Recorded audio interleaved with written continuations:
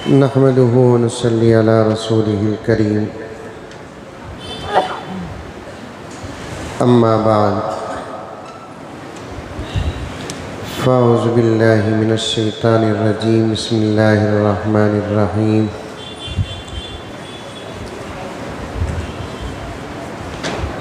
व मिनहुम मन यक़ूलु रब्बना आतिना फ़िद दुनिया हसनह व फ़िल आखिरति हसनतन व क़िना अज़ाबन नार।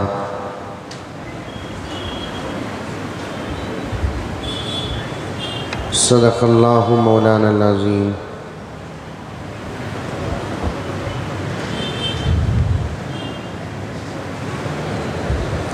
मुअज़्ज़ज़ सामीन,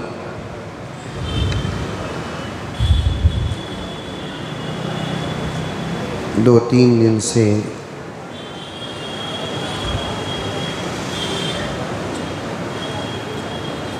कुरान पाक की कुछ खुसूसियत आपके सामने आई।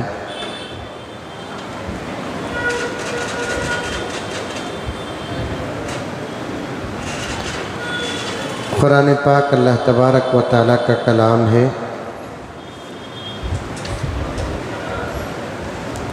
अल्लाह तबारक व तआला ने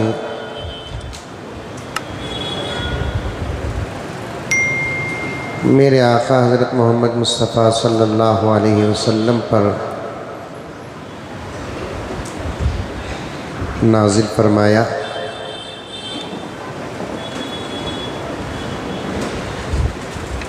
जैसा कि आप कल परसों इस बात को सुने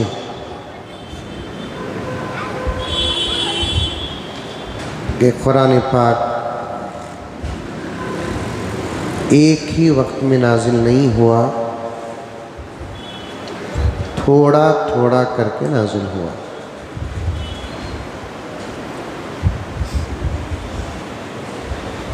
एक साथी ने बहुत अच्छा सवाल किया,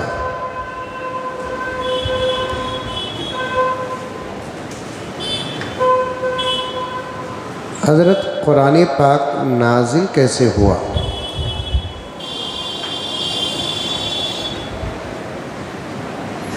ये लफ्ज़ सुन चुके हैं हम लोग। कुरान पाक नाजिल हुआ, नाजिल हुआ, मेरे नबी पर नाजिल हुआ, लेकिन नाजिल कैसे हुआ?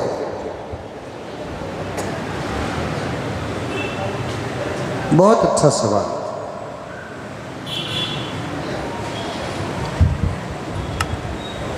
पहले इस बात को समझ लें कि अल्लाह तबारक व तआला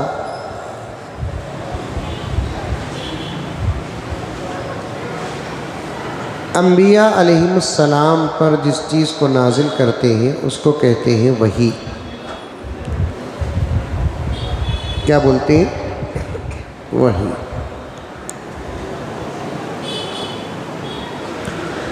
और ये वही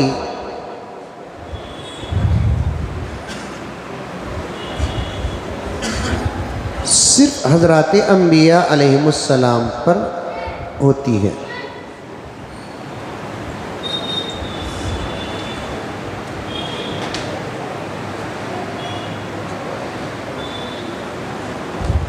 अल्लाह के नेक बंदों के साथ अल्लाह तबारक व तआला इल्हाम का मामला फरमाते हैं।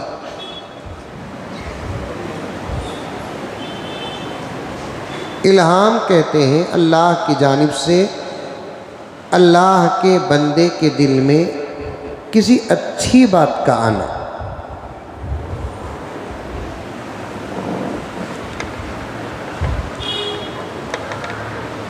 वो आपसे भी हो सकता है, लेकिन वही जो होती है वो हज़रात अंबिया अलैहिमुस्सलातु व तस्लीम के साथ ख़ास है।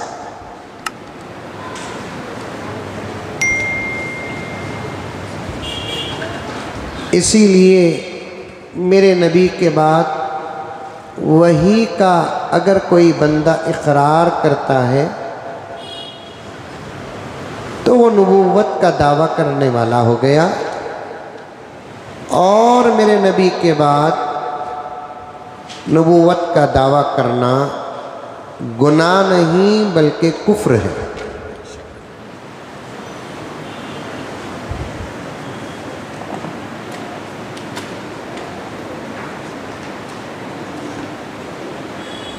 हमारे अकीदों में ये बात दाखिल और शामिल है कि हमारे नबी आखिरी नबी है।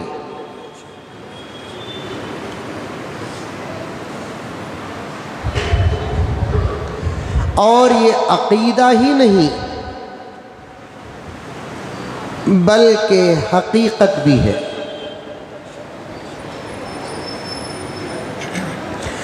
और एक बात बताता हूँ, सुनिए तवज्जो के साथ। हकीकत अलग, अकीदा अलग होता है आम तौर पर, लेकिन ये शान है इस्लाम की कि इस्लाम के जितने अकीदे हैं वो सब के सब हकीकत के मुताबिक हैं।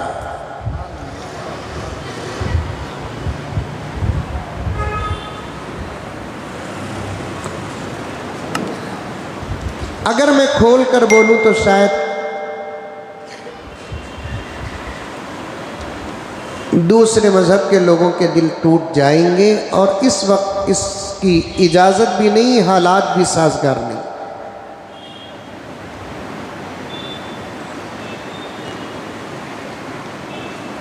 लेकिन इस बात को आप हजरात अपने दिल दिमाग में बिठा लें और समझ जाए, और अपने बच्चों के दिल दिमाग में भी बिठाए कि इस्लाम के जितने अकायद हैं वो सब के सब अल्हम्दुलिल्लाह हकीकत के मुताबिक हैं। आई बात समझ में? मिसाल देता हूँ, समझिए। हमारा अकीदा है कि कायनात में अल्लाह एक है।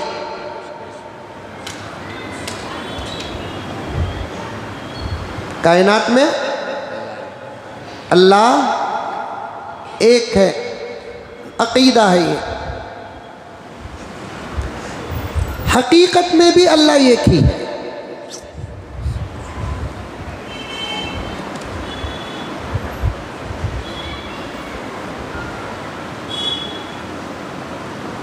हमारा अकीदा ये है कि अल्लाह वो है जो किसी से पैदा हुआ नहीं और उसकी ज़ात से कोई पैदा हुआ नहीं।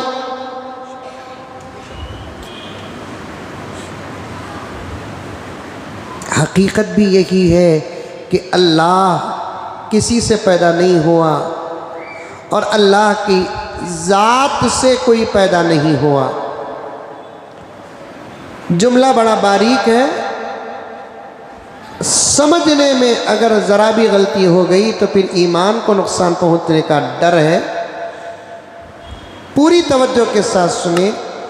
अल्लाह की ज़ात से कोई पैदा नहीं हुआ, बल्कि जो भी पैदा हुए वो अल्लाह की कुदरत से पैदा हुए।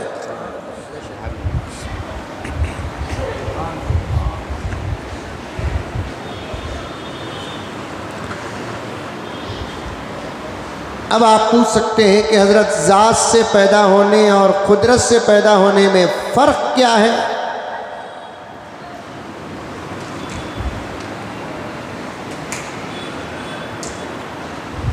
टू व्हीलर गाड़ी की कंपनी है मिसाल के तौर पर मेरा जो बेटा है वो मेरी ज़ात से पैदा हुआ है। मेरी कंपनी की जो गाड़ी है वो मेरे ज़ात से पैदा नहीं हुई है, वो मेरे कंपनी से पैदा हुई है, मेरे हुक्म से पैदा हुई है। ये ज़मीन और आसमान अल्लाह के ज़ात से पैदा नहीं हुए, अल्लाह की कुदरत से पैदा हुए।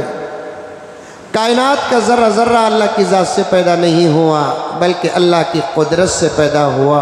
अल्लाह हुक्म दिए, इरादे के साथ वो चीज़ बन गई, अल्हम्दुलिल्लाह। और जब भी किसी चीज़ को बनाने का अल्लाह ताला इरादा फरमाते तो फिर उस चीज़ को हुक्म देते वो चीज़ बन जाती। कुरान पाक का इशारा है, वजाहत भी है। दुनिया की किसी भी चीज़ को बनाने में, पैदा करने में अल्लाह तबारक व तआला को 1 सेकंड की तकलीफ भी नहीं हुई। कुन फयकून। अरे ये बात समझ में, कुरान में कई जगह पर आया कुन फयकून। और मैंने क़ायदा भी बयान किया आपके सामने इससे पहले कि कुरान पाक में नून और उस पर जज़म हो, जिसे नून साकिन कहते हैं, उसके बाद अगर इख्फा के हुरूफों में से कोई हर्फ आ जाए तो उस सूरत में गुन्ना करके पढ़ना पड़ता है। गुन्ना किसे कहते हैं? 2-4 सेकंड तक आवाज़ को रोल करना और नाक में पढ़ना। क़ानून के तहत में कुन फयकून को पढ़ने का तरीक़ा ये है कि कुन फयकून, ऐसे कानून के तहत में पढ़ना है। पूरे कुरान पाक में यही कानून चलता है और कुर्रा पढ़ते हैं। लेकिन जब जुमले कुन फयकून पर आते हैं तो कानून के ख़िलाफ़ पढ़ना पड़ता है। यहाँ गुन्ना करने की इजाज़त नहीं, बल्कि जल्दी पढ़ देना कुन फयकून, इसलिए कि गुन्ना करने पे जो वक्त लगता है, अल्लाह को किसी चीज़ के बनाने में वो वक्त भी नहीं लगा।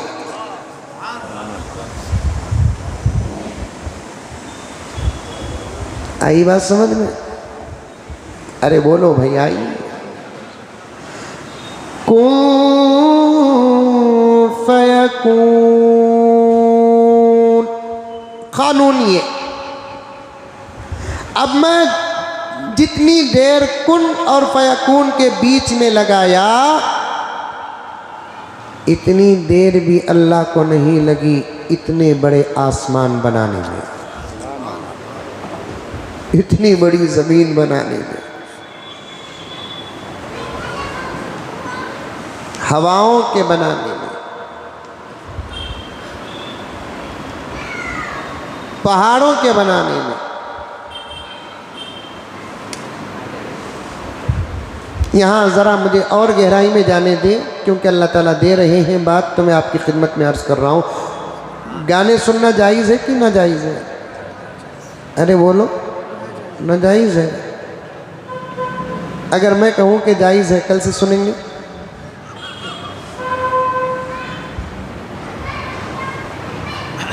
गाना सुनना हराम है, जिसे गिना कहते हैं।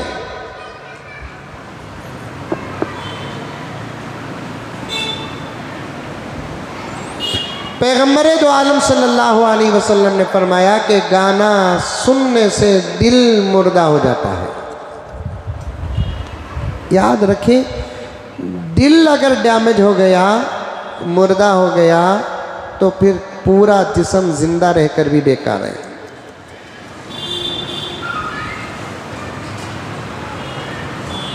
गाना सुनना जायज़ नहीं है।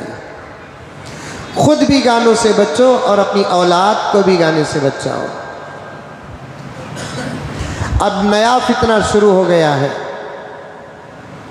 मौलाना तशरीफ़ लाए हैं, मौलाना के हवाले से अर्ज़ करूं कि एक नया फितना शुरू हो गया है कि जुमले बड़े अच्छे तो होते हैं हम्दो नात के, लेकिन उसमें म्यूज़िक इस्तेमाल होता है, ये भी हराम है।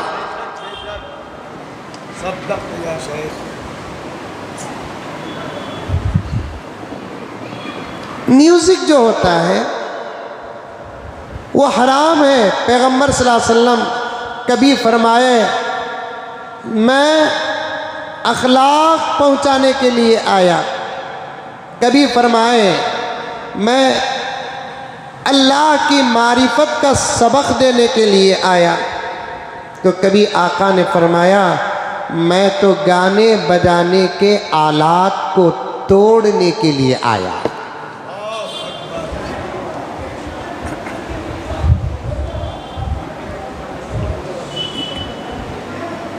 एक घर को गया मैं, बहुत बड़े मालदार हाजी साहब, नाम लेता नहीं, और वो हाजी साहब अगर कहीं सुनते हैं तो गुस्सा करना भी नहीं।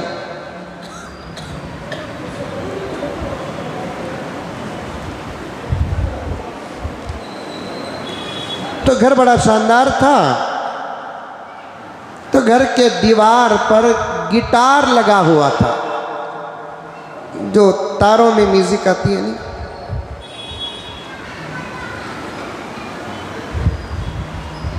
मैंने हाजी साहब से कहा कि ये क्या है?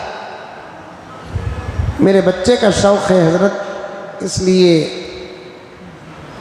मैंने कहा कि इसका घर में जब तक ये चीज़ घर में रहेगी उस वक्त तक रहमत के फरिश्ते घर में नहीं आएंगे।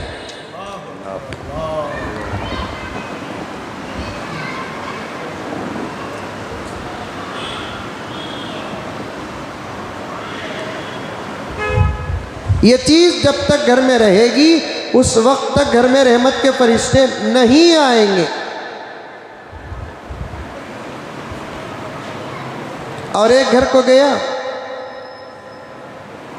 अब आप लोग सोचेंगे क्या रे मुजम्मिल साहब को घर में बुलाए तो घर के बातें बयान में बोलते ना। बुलाओ ना को कोई अच्छी बात, क्यों बुलाते?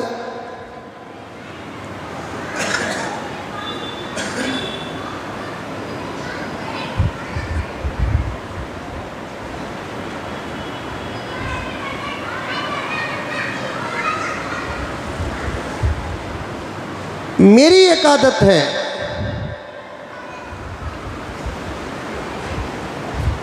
मैं गलती देखता हूं तो उसकी इस्लाह करता हूं।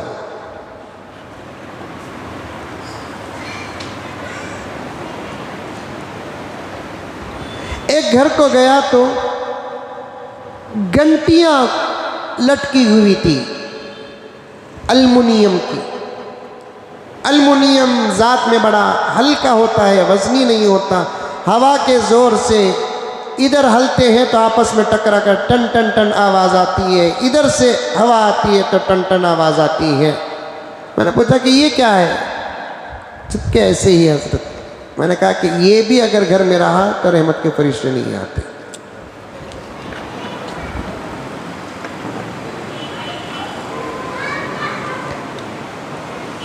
जिस घर में घंटियां हो उस घर में रहमत के फरिश्ते नहीं आते। जिस घर में तस्वीर हो उस घर में रहमत के फरिश्ते नहीं आते। जिस घर में झगड़ा हो उस घर में रहमत के फरिश्ते नहीं आते। जिस घर में नजासत हो उस घर में रहमत के फरिश्ते नहीं आते। जिस घर का मर्द या औरत जनाबत की हालत में हो तो उस घर में भी रहमत के फरिश्ते नहीं आते।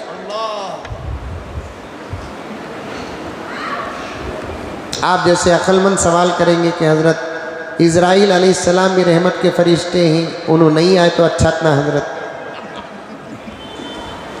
हज़रत जिब्राइल रहमत के फरिश्ते, मिकाईल रहमत के फरिश्ते, इज़राइल रहमत के फरिश्ते, इसराफील रहमत के फरिश्ते।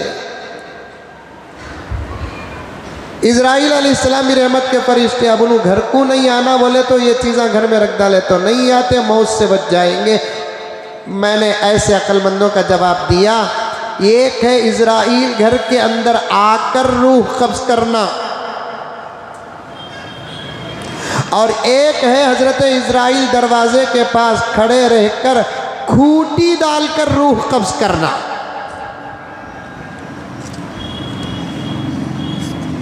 कांटा डालकर रूह कब्ज़ करना। घर के अंदर आकर चीज़ उठा लेकर जाना, ये सहूलत है। अगर कोई घर के अंदर आ नहीं सकता तो वो कांटा डालकर क्या करता है, खींचता है। तो फिर कितनी तकलीफ होगी। और हज़रत इज़राइल अलैहिस्सलाम वो फरिश्ते हैं जिनको हर नबी के घर में जाने की सआदत मिली है।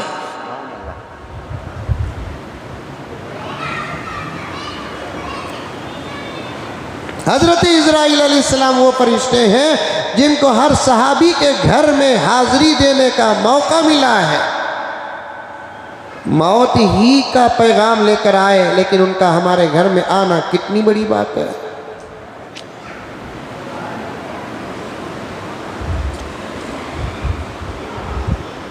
रहमत के फरिश्ते नहीं आते अगर म्यूजिक हो। अमल करो मेरे प्यारों। अब तो शादियों में जो चीज़ें बंद हुई थी फिर से वो चीज़ें शुरू हो गई हैं।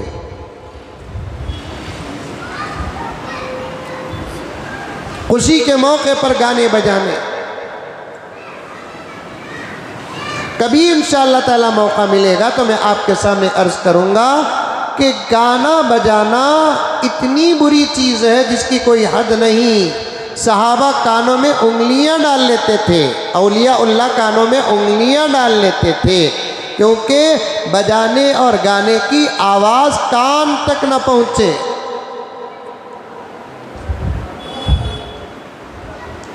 मोबाइल है, इनकमिंग आउटगोइंग का टून है, ये भी ट्रिन प्रिन इतना ही रखो, इसमें गाने फिट न करो।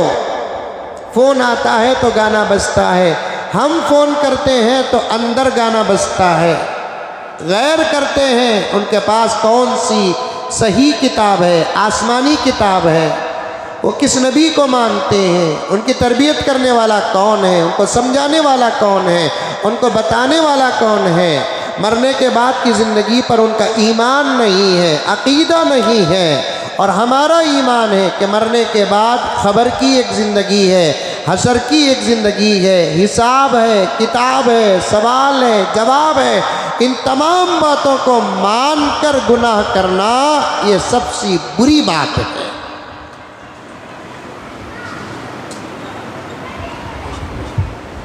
मानते हैं खबर को, मानते हैं हशर को, फिर भी गुनाह करते हैं। मोबाइल का इनकमिंग टून जो होता है वो भी सादा सीधा टिन टिन प्रिन प्रिन ऐसे ही बस। हम अगर करते हैं, कंपनी वाले ने अंदर जो टून रखा है वही, उसमें भी कुछ पैसे देकर आवाज़ें तय करते हैं। कैसे कैसे वाहियात कामों में हम लोग मुब्तला हैं, नाजायज़ कामों में हम लोग मुब्तला हैं, हराम कामों में हम लोग मुब्तला हैं। अल्लाह हिफाजत फरमाए। गाना बजाना बुरी चीज़ है, गाना बुरी चीज़ है। आज से तकरीबन 15-20 साल पहले फिल्म में एक गाना आया था, मंजे कैसा मालूम बोलकर पूछना नहीं तुम्हें।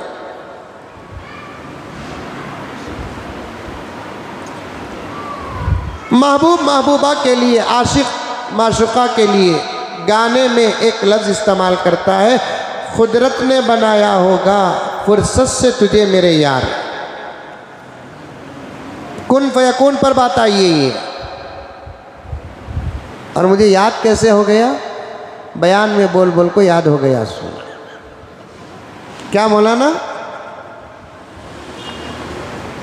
खुदरत ने बनाया होगा फुर्सत से तुझे मेरे यार। इस लड़के की महबूबा को खुदरत यानी अल्लाह ने फुर्सत से बनाया, कहते ये मुँह मसूर की दाल।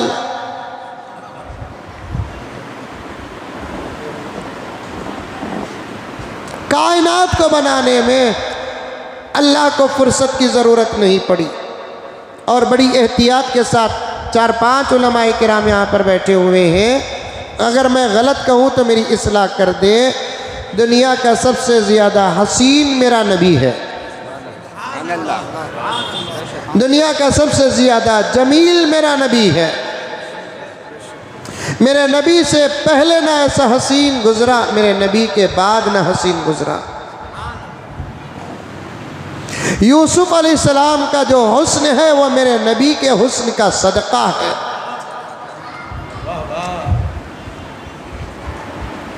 जन्नत को सजाया अल्लाह तबारक व तआला मेरे नबी के सदक़े। मेरे नबी का हुस्न अल्लाह तबारक व तआला खुद कुरान पाक में बयान करता है।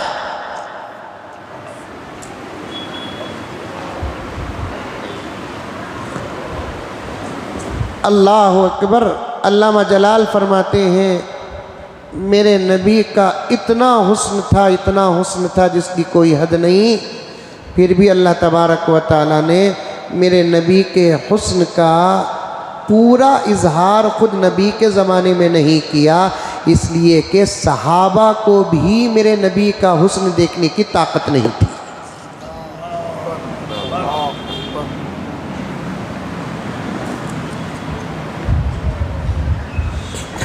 चांद तारे ही क्या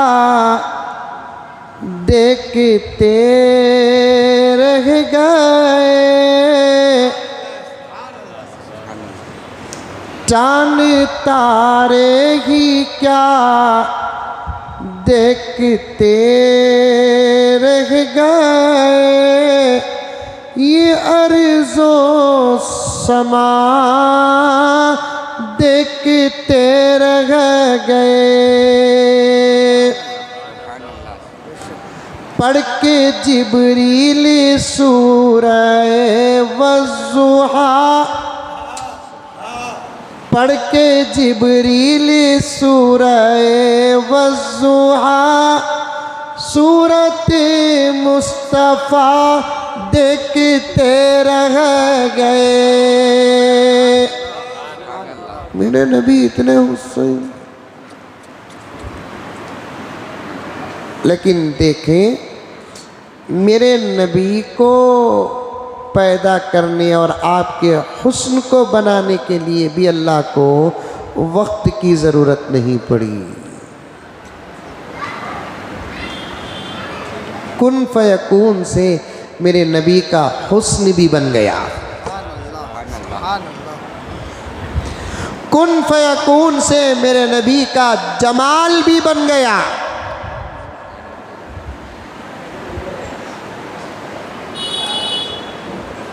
अल्लाह को किसी चीज़ के बनाने में न तकलीफ हुई न वक्त लगा, और परेशानी भी नहीं हुई, और किसी चीज़ को बनाने के लिए अल्लाह तबारक व तआला नमूना भी सामने नहीं रखा।